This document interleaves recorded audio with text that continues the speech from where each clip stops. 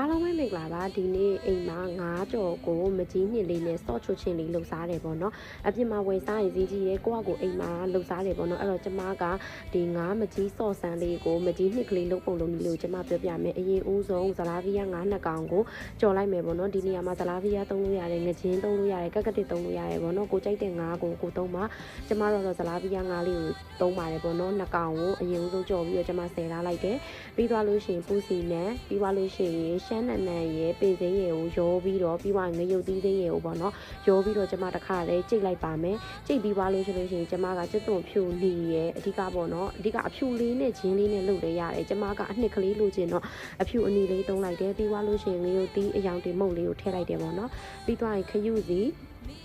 ဘဲငံပြားရီအနောက်ပြီးရင်တကြားနည်းနည်းပြီးမကြီးရည်လေးထည့်မယ်ပေါ့နော်ထည့်ပြီးသွားပြီဆိုရင်ကျမကအနှစ်ကလေးကိုမှွေမယ်ကျမအိုးကဒီအိုးအဟောင်းပဲသုံးတာတယ်နော်ပြီးရင်ခုနကကြိတ်ထားတဲ့ဟာလေးကိုအရွက်တွေကိုထည့်လိုက်မယ်ပေါ့နော်ထည့်ပြီးသွားရင်ငံပြားရီထည့်မယ်အသားမုံလေးထည့်မယ်နော်ကျမ